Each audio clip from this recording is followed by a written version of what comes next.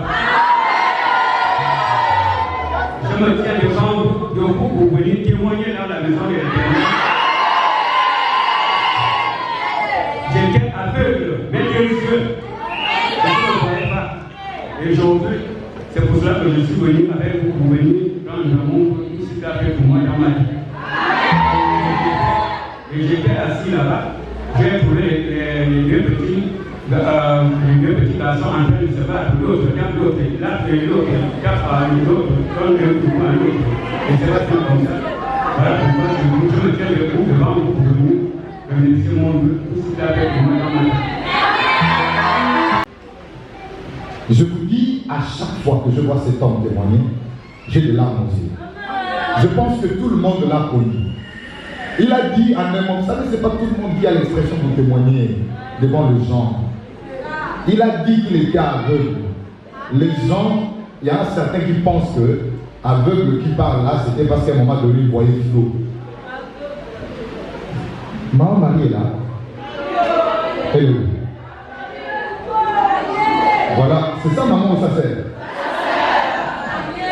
Quand j'étais monté, on partait prier chez la maman là. La vieille maman que vous voyez là, elle a l'amour à un niveau. S'il n'était même pas mal à l'aise pour prier pour elle, c'est qu'il y a un problème. Attends, je vais vous dire quelque chose. Cette vieille maman, elle est retraitée, elle ne travaille pas. Pas de mari, pas de gens pour lui venir en aide. Mais la maman là par semaine, à l'église de Nzana, je ne sais pas si elle continue à faire. Les serviteurs doivent manger sa nourriture. Il n'y a pas de contribution qui se passe à l'église, la maman là ne fait pas. Cette femme que vous voyez. Et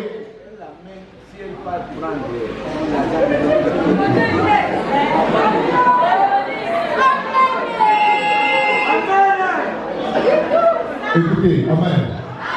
Écoutez le témoignage de son Mossakoulien. Quand elle va prendre sa retraite, le premier endroit c'est l'église. Elle enlève la part de Dieu.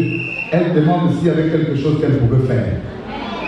Son petit frère était aveugle. Je dis aveugle. Si vous voulez à la fin d'ici, demandez-lui sa pièce d'identité. La photo qui se trouve dedans là-bas, c'est quand il était aveugle. Nous faisons partie des serviteurs de Dieu qui partaient prier chez la maman là. À l'époque, j'étais encore monté en bas. Je ne peux pas compter le nombre de fois. C'est-à-dire que ce que la maman là est, ce qu'elle fait, ça vous donne toujours envie de plier les genoux. Quand on partait là-bas, elle ne peut, il ne peut même pas se déplacer, même de là ici. Juste. C'est-à-dire que quand la vieille maman là va le prendre, le déposer au salon, il faisait tout sur place et c'est elle qui nettoyait. Son seul objectif, elle venait demander au serviteur de Dieu la guérison de son frère. Elle ne manquait de faire les offrandes pour la guérison de son frère. Et si vous voulez, j'aimerais même que vous allez le voir pour voir même tout le document et tout ce qu'il faut. Depuis plusieurs années, allez-y même dans les quartiers où ils habitent. Je pense qu'ils sont toujours là-bas, non? Allez-y dans ces quartiers-là. Posez la question aux gens qui l'ont connu. C'est une ancienne, la maman là. Je suis venu la trouver à l'île. Et d'ailleurs, même là, en nous parlant, sa maison, elle dit, un serviteur doit habiter dedans et qu'il me donne ce qu'il veut. Est-ce qu'il y a des gens comme ça? Non. Si on pouvait avoir les gens comme ça nombreux, les morts vont ressusciter dans cette église ici. Là où nous sommes là, ici. Amen. Je dis, Dieu agit là où il y a l'amour, là où il y a les œuvres. Là où les gens donnent libéralement. Elle n'a rien. C'est-à-dire que quand je regarde l'histoire de cette femme, j'essaie de rapprocher ça avec l'histoire de la veuve de Sarepta. Ils étaient cadets avec son frère qui ne voit pas, et c'est elle qui faisait tout. À chaque fois qu'on partait là-bas, même pour prier pour cette maman, ses frères, c'est-à-dire pour saluer, c'est toi qui dois chercher sa main. Après, je suis parti à Bel Air, je suis allé à William. À mon retour, je ne savais pas qu'il était déjà, il voyait déjà. C'est dernièrement quand on a fait le clip dans un, oh, je le vois se réveiller et se lever sans que quelqu'un lui tienne par la main. Oh. Il est venu témoigner. Oh. Depuis quand? Je vous dis que j'étais tellement émerveillé. Ce jour-là, j'ai pris pratiquement 30 minutes avec le prophète pour expliquer ses témoignages. Parce que je l'ai dit, comment il était, et le voir aujourd'hui, je vous dis que ça donne le frisson dans le corps. Si vous l'avez vu hier et aujourd'hui, où est-ce que je vais aller si ce n'est pas dans le mouvement? Quel est le merci qu'on peut donner au prophète que le peut le donner? Voilà la maman qui témoigne. On a voulu l'initier. Alléluia. Excusez-moi, je suis nouvelle. Il fallait que je témoigne. Je ne veux pas tellement m'ouvrir. Je traverse une situation difficile au niveau de mon pays. Parce que j'avais eu à déclarer certaines choses dans les réseaux sociaux qui ont vraiment touché et j'ai été vraiment persécutée. Alors je me suis dit, ça ne servait plus à rien de pouvoir être dans une église au Gabon. Et vu, avec tout ce que j'ai découvert, les serviteurs de Dieu qui sont dans un réseau profond et qui ont voulu que je sois avec eux, j'ai perdu le découragement de ne même plus entrer dans une église au Gabon. Et j'ai fait pratiquement 10 mois assise à la maison. Mon fils également, il est dans la salle. Parce que j'étais surprise de savoir que beaucoup qui priaient, qui étaient des hommes de Dieu, étaient encore l'autre côté.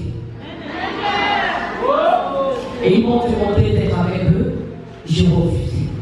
Alors j'ai été persécutée. On m'a bloqué beaucoup de choses. Les passeports, tout ce que j'ai eu, j'ai perdu. Parce que la persécution était tellement forte. Parce qu'il fallait rentrer avec eux. Mais je pleurais parce que j'ai vu comme réalité de l'église au Gabon. Et c'est comme ça. En chantant, la voisine où je vais louer, elle priait ici. Et c'est elle qui m'a dit, pourquoi tu ne parles pas avec moi là où je prie? J'ai dit, je ne le crois plus. Parce que je sais que forcément, eux aussi sont dans des choses compliquées.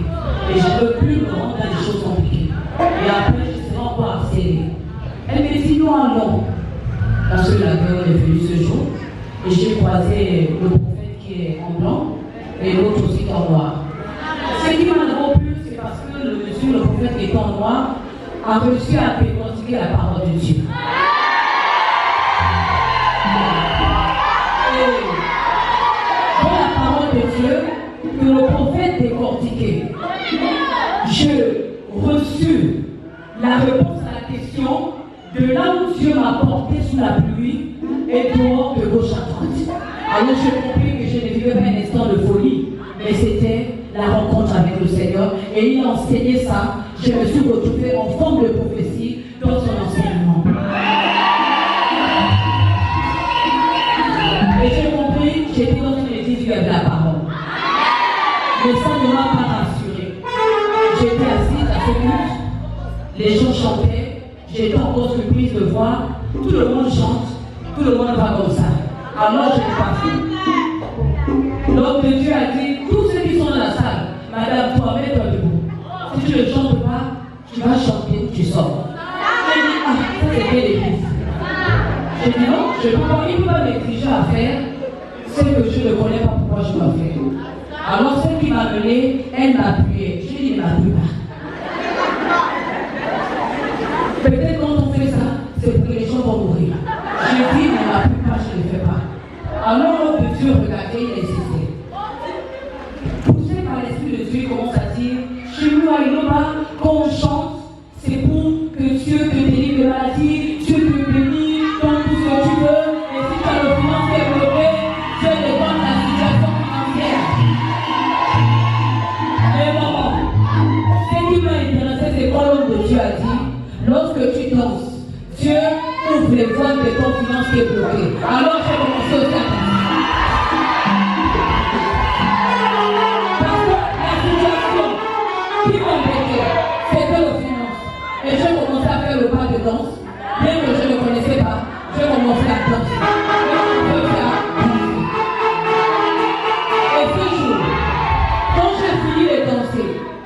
Je suis passée vers le prophète qui est juste en blanche, mais il faut encore les noms. Et c'est comme ça, je me suis assise. Il m'a prophétisé. J'ai entendu qu'au Gabon, il y a donc des églises qui prophétisent, mais qui ne sont pas la publicité dans les réseaux sociaux, dans les médias, dans les radios, dans les télévisions. Et j'ai béni le Dieu des Iloba. Merci mon Dieu. Je vous remercie. Je vous remercie. Quand on vous dit ça ici, vous croyez qu'on ment? Quand on vous parle de ça ici, recevez. Tous les pieds dans les vies, on fait tous les pieds dans les vies, les gens tombent. Et vous verrez un ballon à l'église, le pasteur devient chrétiennement. Soit disant délivrance. Amen. Quand on vous dit ça, vous ne le croyez pas. Oh non, on voit ton oncle qui est au village là-bas qui s'appelle Siseki. Qu'est-ce que ça a eu voir? La sœur dit, mais attends, elle avait son église. Son église. Papa, celui qui aborde un train ne mesure pas la vitesse dans laquelle les trains roulent. C'est celui qui est au sol qui voit la grandeur de la vitesse. Ceux qui sont dehors cherchent l'église comme le roi. Mais puisque, comme l'a dit la maman, il n'y a pas de Bible, on ne va pas à la télé pour faire la publicité de la prophétie. Mais tu viens, tu t'assois, on te dit l'âge avec lequel le problème a commencé et jusqu'à là où tu es arrivé. On te dit des choses qui doivent arriver et tu le vois venir. On t'appelle au téléphone, on te prévient. Voici ce que Dieu a montré. Voici la grande richesse que nous avons dans cette église. Mais les hommes, vous êtes devenus égoïstes. Vous êtes devenus ingrats vis-à-vis de votre Dieu. Vous ne croyez pas à ces prodiges, à ce que l'Éternel fait dans votre vie. Voici le reproche de l'église. Un jour, il y a un pasteur, ce n'est pas un prophète, il est ici à Libreville, mais j'étais son nom par discrétion. Il est venu un jour à Liloba, tellement qu'il avait entendu le bruit. Les fidèles ont trop fait le bruit de l'église dans ses oreilles. Les fidèles de Liloba qui croisonnent laisse. Dans notre église, si tu viens là-bas, c'est le scanner, on te scanne. Lui, prophète, il a une grande église ici à Libreville. Je ne vais pas donner non plus l'itinéraire de là, c'est pour son église. Il y a, je vois mes églises, il faut éviter les problèmes. Bon, ça n'est pas un problème en tant que tel, mais on est là pour prêcher la parole de Dieu, pas pour citer les noms des églises. Il est arrivé, c'est un exemple qu'on a pris. Il a écouté la prédication, après il est passé. Bon, il s'est camouflé, hein. Il ne nous a pas décliné son identité au départ. Il a prêché, il passe à la prophétie. Il baisse la tête, il écoute, à la fin, il demande, mon frère, dites-moi la vérité, quel est ton secret? On était stupéfait. Le secret, tu parles de quel secret? De quoi est-ce que tu parles?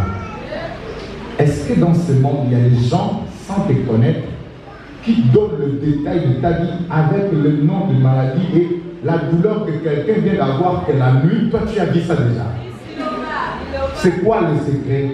Le secret, c'est qu'il faut avoir le mandat de Dieu par le canal d'un grand prophète, un vrai prophète, envoyé pour une mission bien précise. Il transmet en toi le don de la prophétie, car l'esprit des prophètes est soumis au prophète. C'est ça le secret principal. Mais à la suite, avoir la crainte de Dieu et de servir Dieu en vérité et amen. Et c'est comme ça que le frère dira, je suis prophète tel. Mais quand je vous regarde, vous êtes misérable. Avec ça, moi je voyage, je vais en Côte d'Ivoire, je vais au Nigeria, je vais rencontrer le grand prophète parce que je veux qu'on mette quelque chose en moi. Tu vois ce que tu as. Si je l'ai, moi, je ne serai pas à ton niveau. D'abord, je n'ai que la parole. Mon frère, je te dis la vérité, je n'ai que la parole. Oh, ceci, c'est là, comme vous voyez là. Mais si on me donne le peu de ce que tu as, je serai plus loin. Comment vous pouvez vous asseoir à des chaises plastiques? Regardez les photos. Il montre les photos de son église. Il est escorté. 10 à droite, 10 à gauche, l'autre attrape la mallette, l'autre la Bible, l'autre là-bas le mouchoir, lui c'est au milieu. Tu regardes son trône, hein? Sa chaise c'est juste ici. Il dit, mais comment avec des choses que vous avez, comment vous acceptez de vivre comme ça? Mais mon frère, tu ne vois pas que ça c'est une maladie. On dirait qu'il y a un problème. Avec le message que vous avez, la prophétie claire, nette que vous avez, mais pourquoi vous vous amusez? C'est comme si on prenait l'or, on donnait un enfant et jouait avec. Parce que pour eux, c'est le sujet pour s'enrichir. Mais pour lui, c'est pour sauver les âmes. Amen.